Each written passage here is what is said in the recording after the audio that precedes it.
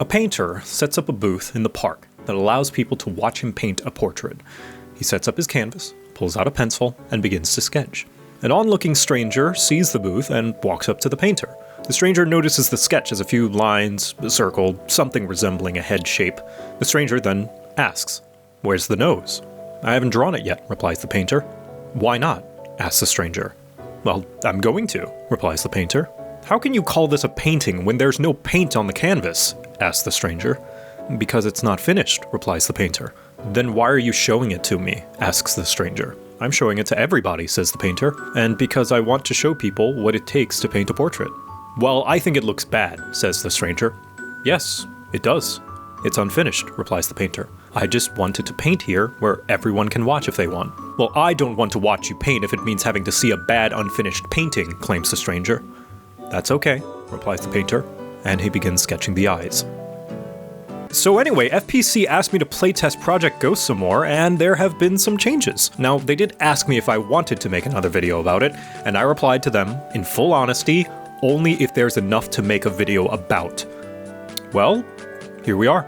If you don't know what Project Ghost is, the dev team, Fantastic Pixel Castle, has a video on their YouTube channel giving the basic rundown. Alternatively, if you like me a whole lot and don't mind the sound of me yapping, you can watch my first video covering the game's first class. I especially recommend my older video because I like it when people watch my videos, but also because there's some important foundational context that may be needed to understand how Ghost works and how much has changed since that video. But just to quickly recap, Ghost is an in-development MMO of which its primary goals is to show an honest process as to what it takes to make an MMO from basically start to finish. And even with the understanding that anything can happen in development, I think that's pretty neat. Oh yeah, and as always, this time around, I got to play their second class, the Tempest, in a completely updated and overhauled Blue Zone, essentially a procedurally generated roguelike open-world-ish dungeon. That's a gross simplification and maybe not necessarily how FPC would describe them, but I'm trying to just summarize for those familiar with MMO and video game terminology. So let's take a look at the Tempest. The Tempest is a ranged DPS themed around lightning and storm-based magical projectiles and energy bursts. Think of it like an offensive storm-based sorcerer who likes to get up close and zap everyone around them. Your passive is unnamed, so we'll just call it aggressive social distancing. It automatically spends your mana to zap nearby enemies and lowers the cooldown of one of your other skills, Jolt, each time it does it. This is constantly on and will mean that you will pretty much be dried up of your mana basically all the time, but how do you get mana? With basically every other skill you have. Skydancer's Flow is your basic range attack, which generates mana. Jolt is a high damage instant cast that also generates mana. Turbine is an AoE in front of you that generates mana based on how many enemies are hit, and Lightning Cascade is an AoE around you that also generates mana. Overcharge makes your aggressive social distancing zap faster until you run out of mana. Drift turns you into an untouchable mini-tornado, upping your movement speed and allowing you to dodge all incoming attacks, effectively making you invulnerable. And lastly, your ultimate ability. I don't know if FPC calls it an ult, but that's basically what it is. Stormcaller deals a massive amount of damage all around you, maxes out your mana bar, resets the cooldown of Overcharge, and your jolts and aggressive social distancing will chain to multiple targets for 8 seconds. So the basic playstyle is to constantly be spamming all of your abilities to keep your mana up so that your passive can lay in a constant output of damage. Then, once you have a decent amount of mana stored up, overcharge to effectively double your damage output until you run out of mana and do it all over again. Pretty straightforward, just like the Dreamblade, simple enough to understand. What I do find interesting, not necessarily bad, just interesting, is that for a ranged DPS, you really want to be in the thick of the fight with this class. Your passive and AoEs are short range and centered around you, and they're your main source of damage, meaning in order to play effectively, you're basically going to be in melee range. Do I think this kind of defeats the purpose of being a ranged DPS? A little, but I do think this is not so much of an issue so long as there are other ranged DPS that can take advantage of the fact that they can attack from a range. But then again, maybe what I have in mind for a ranged DPS is not in line with what FPC want to do with the role. Maybe they want to have it be more like a class that attacks close enough to still have enemies and their mechanics be a threat, but just far enough that you don't have to be in kissing distance. Overall, my main feedback would be, in the future, I would like to see a truly at-range class for those who want to feel like a sniper, safe in their camping spot. Otherwise, how the class itself plays is nice. I like the very organic building and spending resources system they got going on. It keeps the pace up and incentivizes me to use my abilities rather than wait and save them forever, like Skyrim potions. That's not the main reason I wanted to make this video. Having a new class and all is good, but the main reason I wanted to make this video is because in the time I took to make my first video, and the newest build of the game, Blue Zones got good. So remember how in my last video I said this? Adding a variety of enemies, mini-bosses, environments, hazards, events, that's going to be what makes Blue Zones shine and will work in synergy with the skills and abilities and systems at the player's disposal already. Well, guess what they went ahead and added?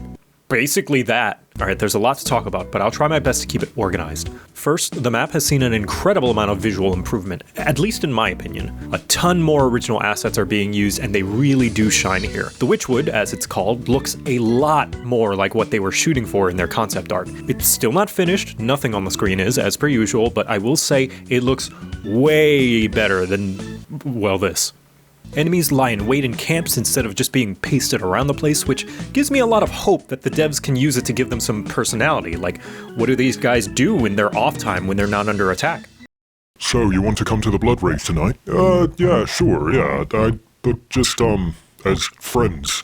Just friends this time, if that's okay. Oh, alright, sure. Is there anything wrong? No, I'm fine with you making mistakes. I just didn't like the way you apologized. What's wrong with the way I apologized? Well, you said I'm sorry you feel that way, and I just don't think that's a real apology. That is a real apology. I said sorry. Yeah, but you're apologizing for how I feel rather than anything that you did. Listen, I said sorry. I don't know what you want from me. I would just like you to take a little bit of responsibility for your actions that may have caused me to feel bad. Listen, I'm sorry I can't read your mind and know what's going to offend you or not. I just do what I hope is going to be a good gesture to you, and I know you make a nice time. I just don't know why you had to be all so sensitive about it. That's not fair. Alright, can we just stop?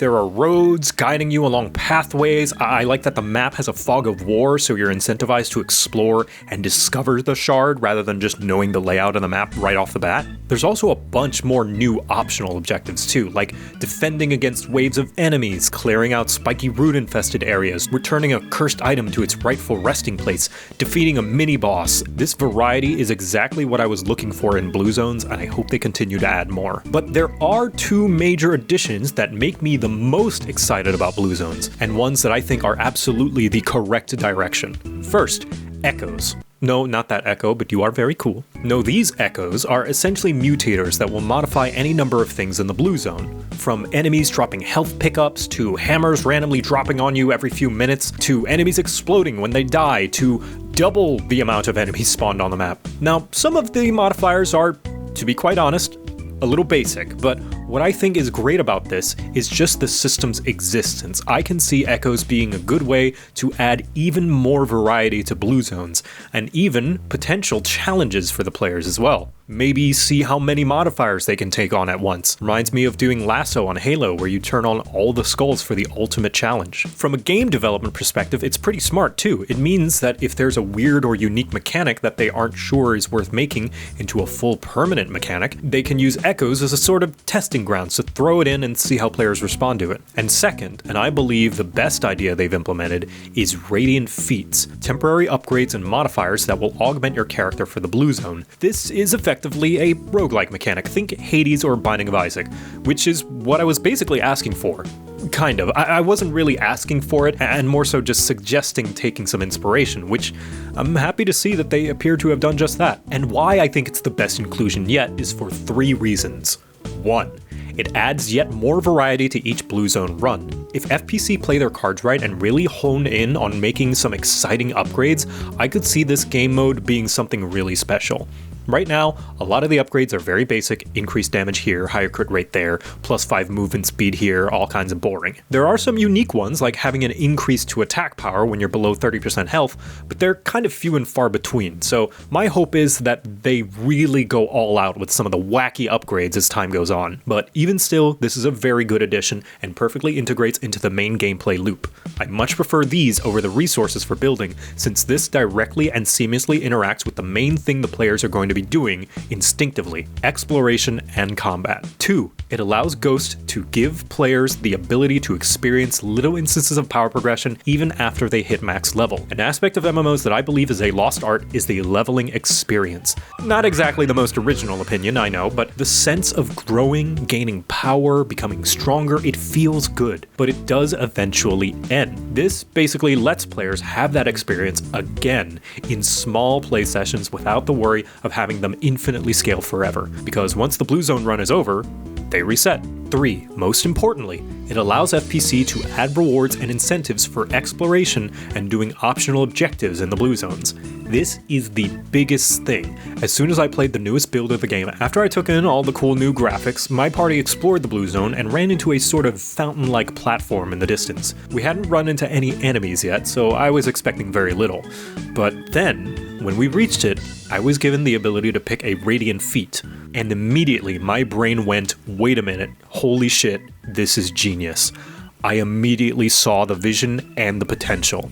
I do believe that there should also be other more tangible rewards in blue zones, like loot and rare resources that you can take with you back outside, but tying a reward like this is such a clever way to guarantee your players will explore at least a little bit. There were radiant feats tied to optional objectives and mini-bosses, but the fact that they were also willing to just have them out in the world to be discovered was perfect, and makes me want to explore every nook and cranny. Do I have to? No, and I probably wouldn't after maybe a dozen or so runs, but if I'm not feeling strong enough for a boss or something, I like knowing that there's probably going to be a reward waiting for me if I just look into this deep cave, or after I help out these cool moth people, or if I kill that roaming mini-boss. Of course, I am biased. I like roguelikes. I enjoy a bit of variation in my MMO experience.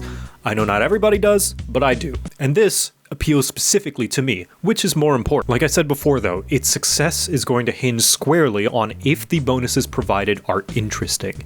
As it is now, most of them don't really change the way you play your character, and that's fine to have. Sometimes you just want a flat number increase because you like how your character plays as is. But for those times when I want to try out something wacky, like a Tempest who deals more damage at low mana, so maybe you don't want to be at max mana actually, or a Dreamblade who gets bonus crit and mana with jumping attacks so you become the world's angriest frog, I do hope that they can really explore some of the out there ideas for what players can do. FPC do seem to want this too, as from what they've said, if a radiant feat or combination of feats is broken and overpowered, they think that's fine. They'll be gone once the blue zone is over anyway. But that's all far too much praise, and I know you guys want me to rip this unfinished game to shreds, so I'll go ahead and do that now.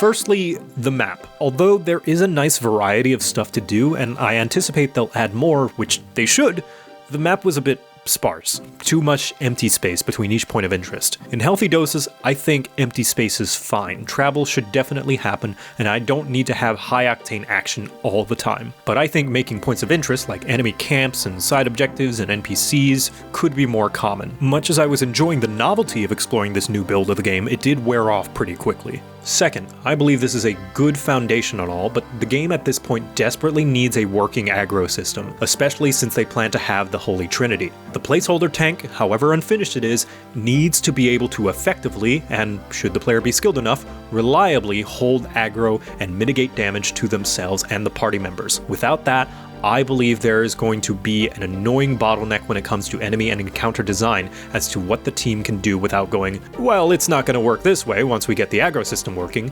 and then they'll have to go back and rework enemies because of the new tank. I get they want to focus on this part of blue zones, and that's good, but I really think getting tanks working ASAP will make further playtesting give a lot more valuable data. You don't want to spend too much time designing an enemy with no aggro system in mind, then having it break once you implement the aggro system. And and then have to go back and redo a ton of work. Next one, and this is more so just because I don't know how to properly segue. It's kind of an aside that's not directly tied to anything I've been talking about so far, but FPC is shooting to have 30 classes at launch. I do wish them the best of luck with that, and whether they'll be able to achieve that, we'll have to see, but regardless, it means that they want to have a lot of classes. And my main concern is not necessarily with the amount of classes, but the fact that they do seem adamant about not letting you change classes on a single character. To their credit, they do want the game to be incredibly alt-friendly. I believe at one point Ghostcrawler mentioned wanting to make swapping characters as seamless and easy as going to an NPC or sort of guild hall building to do so, instead of having to log out, as well as giving bonuses to leveling alt characters and stuff like that. The team seems to like the idea of having dedicated characters to each class. This one is my healer, this one is my tank, this one is my Dreamblade, etc, etc. And that's fine and all, and I totally understand. But I guess as someone who much prefers to not have alts, I do worry that not being able to change classes on that one character would mean that I'd be forced to make an alt in order to experience them. Let me present you with a hypothetical scenario. Say I make a character, let's call her Dimples the Clown. I'm very attached to Dimples, a character that is very dear to me for personal reasons. I roll her as a Dreamblade because it looks like it would be a very fun class and suits Dimples. I then play the Dreamblade and over time realize, wait a minute, I hate the Dreamblade. I don't like how it plays. But that's what Dimples is, I guess. I then roll a non-Dimple alt to try out the Tempest and think, oh man, this is way more fun. I like this class a whole lot more than the Dreamblade. But oh, I've made this random character just to try it out. I'm not too attached to them because I didn't put a lot of thought into their creation. Guess I'll delete them and make a second Dimples. Okay, no big deal, but it's kind of annoying that I have to make a second Dimples. A few months pass and there's a new class that's been added to the game, the Songbird. Oh man, I would love to play that class. But I don't want to have to stop playing Dimples. Should I just make yet another Dimples specifically to be a Songbird? I also probably can't use the same name either, so she's gonna have to be Dimples, but like with a 3 in it or something. I know, a lot of this is sounding like a very personal problem and a bit silly to have as a concern, but you get where I'm coming from, right? I'm a player that likes to have just one or two very important characters that I'm emotionally invested in, and it'd be nice to be able to switch their class should another one suit my fancy at the time. Now, I acknowledge that my main MMO is Final Fantasy XIV, a game that lets you swap classes at the push of a button, so I admit I have a bias, but I'm willing to bet I'm not the only one who likes that flexibility. Of course, I'm not asking for something as instant as 14. I could see an alternative being something like Dragon's Dogma, where you can only swap classes at designated vendors or hubs, and even attaching some sort of cost to it so you can't just do it willy-nilly. And so there's at least some sense of permanence, but something along those lines that should a player not want to make another character or have a dozen copies of the same character as each class, they won't have to. But then again, this is maybe not relevant feedback this early in development, and maybe it's not within the vision FPC have for Ghost, and that's fine if they really are adamant about not letting you swap classes at all. At the very least, I'd like the idea to not be completely off the table, and FPC does read the comments under these videos, so hey viewers, whatever your thoughts about that kind of system, like it, dislike it, don't care, please do share your thoughts. I am by no means the authority on this. While I'm talking about potential things to consider going forward, I did want to mention that building is still in the game. Mostly the same as last time, and that's fine. I wasn't really expecting sweeping changes to the system to come so soon. But what I did see that I found very interesting was that the respawn camp was taken from the building menu and placed around the map instead, kinda like Sites of Grace in Elden Ring. I believe that is the correct choice, and makes me curious if that would be further explored with other contraptions as well. Like, instead of building a bridge, you could find a bridge kit somewhere out in the world. Would give another potential reward in case getting Radiant feats all the time gets too stale, I don't know, worth considering. But maybe they have further plans for building that I'm not aware of, who knows. I do look forward to seeing what can be done with it. I do also want to address my own criticisms about building from my last video, which I saw many of you guys share the same concerns. I asked FPC, of all the mechanics you decided to try out in Blue Zones, why building? And their answer was very revealing. This is what Ghostcrawler said. Why add building? The Blue Zone represents such a unique opportunity for players to feel like they're breaking the rules. And so we want there to be a sense of like, I can't normally do that in MMO. Like MMOs don't normally let you like build things because it would interfere with other players, experience. But because the blue zones are these small private experiences, we wanted to, a designery way I talk about it is like add more verbs to the game. So not only are you like traversing and fighting, but we let you engage in diplomacy, and we let you explore, and we let you gather resources and build things with those resources. Like it's okay to build towers all over the map because you're going to finish the blue zone and it's going to go away. You don't have to like deal with the consequence of, well, players now have filled up the map with towers. A new player's not going to log in and see a pile of boxes next to the main city. The term contraption was a conscious decision to kind of shift it away from, I'm not building a house. We have an idea for player housing, but it's not something you do every blue zone. You're not building a forge to make your gear. You're building like tools to help you solve a problem. And that makes a lot of sense. Blue zones are the place where you don't have to abide by the rules of MMOs, so why not get weird with it? Let you do crazy things, because most MMOs don't let you interact with the world in this way. Having blue zones essentially gives you a little pocket where you can. And in some ways, I could see its value. There was one time my party and I found a sort of jumping puzzle leading to the top of a very tall rock, which had rewards waiting for us should we reach it. And although it was totally possible to do so if you had the platforming skills, a couple of my party members were struggling, and building bridges and ramps assisted in allowing them to reach it, which was a nice way that building played into exploration and traversal. But I don't know, I just don't like building thematically. I personally feel like it doesn't quite tie into the theme or fantasy of everything else in the game. In my limited view of it, that is, FPC have way more of a full picture painted in their minds of what Ghost is going to be than I do, so it's entirely possible that this is just more of a me problem. I just don't vibe with it. I don't know. I can't articulate it that well, so do forgive me. I dumped int, and it really is starting to show now that I have to use my brain to give meaningful critique. So can you just pretend I gave some really good reasons? I admit that I see its place though, and wanted to acknowledge that I do understand where they're coming from with its inclusion. Whatever the solution may be, I look forward to seeing it, good or bad, rework or removal, or something else entirely. And the last feedback thing I'd like to bring up in this video is actually you guys, the viewers, those who left comments on the Dreamblade video. I just wanted to highlight some of the ones I thought were notable.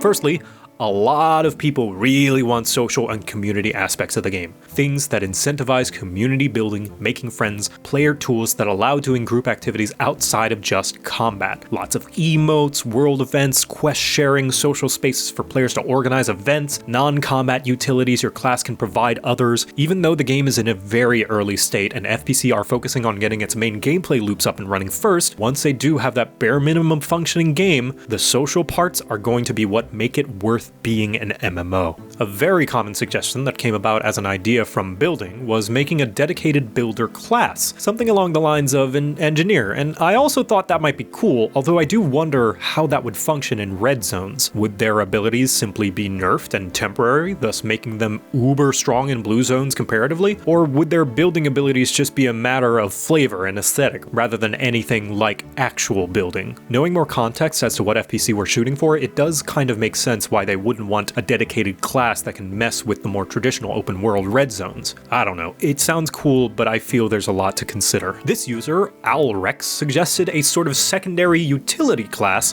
separate from your combat class, which I think is a neat idea. Like, some people choose the naturalist builder class, which lets them build vines and brambles, while someone else is more of an architect who can build walls and bridges. A conjurer could be the one who can build regen artifices and portals, and the clown can build the trampoline. That just sounds super fun to me, and it's a good way to incentivize some social opportunities, looking for someone who is an architect to help you with the blue zone that you feel will have a lot of gaps and difficult terrain, and offering to provide your own way that's unique to your building class. Another idea user MacTac9090 had was designated building spots instead. Their suggestion to only allow regen totems to go here and only campfires to go there, I feel is a bit too rigid, but having something along the lines of functionally how most tower defenses work, as Rabid Creature suggests, sounds a lot better in my opinion, where there's a designated spot and you can decide what goes there, be it a regen totem or a campfire or a trampoline or whatever. Maybe that would be too complex to add to the world gen, I don't know, but it's neat to think about. Who knows though, maybe all of this just sounds like faster horses, and maybe someone on FPC has plans to invent the car. I just found these comments particularly interesting and worth sharing, even if none of these ideas get implemented in the end. Anyway, I think that's all the worthwhile feedback for this video. As always, I do wish the team at FPC the best of luck and genuinely do look forward to where the game goes. But the last thing I wanted to leave you, the viewer, with is well, I don't exactly know what to call it. Let's call it something to think about. At the beginning of this video, I presented you with a story about what it can be like as a creator. It's not a good or bad thing, it's just a thing that happens. It's part of the job. One of my goals, I guess, is to try and help more people understand. Not to dismiss or invalidate any and all criticism, trust me, I understand how explanations can sometimes feel like excuses, but context is still an important factor when it comes to criticism. You don't need to be a helicopter pilot to know that one should not be parked in a tree, but knowing the circumstances that may have led up to them resorting to landing in a tree can help inform you why they may have had to. You're not wrong for still saying that at the end of the day it shouldn't be there. The pilot probably agrees with you, but we never know what the alternatives could have been, or what the pilot was working with. I'd rather give my good faith and the benefit of the doubt that they did the best that they could with what they had. Maybe that makes me a naive optimist, but I'm okay with that. I feel there's enough cynicism in the world. Another one of my goals with this, I guess series now, is to try and help bridge the gap between developers and gamers. There are a lot of YouTube channels out there specifically and exclusively about game dev and game design, and they're great, but I'm willing to bet a majority of my audience is not game developers or designers, and instead just gamers. People who buy and play games and aren't always so privy to the process behind the scenes. And among a lot of gamers, especially outside my audience, it can seem a bit silly to show a game this early if nobody can play it, if it's so unfinished and bad looking that feels like something that may be dead on arrival. Stop showing us things unless they're good enough to show. And that's a fair and valid opinion, but I do believe there is a value in showing a game in development, regardless of how unfinished it is, and regardless of what becomes of it down the line. It's certainly not the only game to show its development process, but it's one of very few that isn't asking for your money until release, one that is merely asking for a glance to see if it's of interest at all, and that it's okay if it's not. And especially a game that is trying to say, this is how messy it is to develop a video game, and we're happy to show you every single step of it. I believe that in and of itself has value. Lessons can be learned, insight can be gained, knowledge can be shared, regardless of what happens to the project. I said this to the FPC team directly, and I'll say it here. This game could be cancelled tomorrow. I'd be sad, but I would not have regretted covering it, nor prefer if it was never shown to me in the first place. There are some extremely passionate people at FPC who are sad at the divide between game devs and players, who are frustrated that it's become so common that everything is so hush-hush. Nobody can talk to the players, nobody can tell them what's going on. Everything has to be behind closed doors, and that players cannot be trusted. Well, this is their olive branch. Showing Ghost in all its unfinished, messy jank is their way of saying, we do care about you, the players, and we're sorry the industry has treated you in a way that has made you believe that we don't. That's what I get from them anyway. And I think that's pretty special.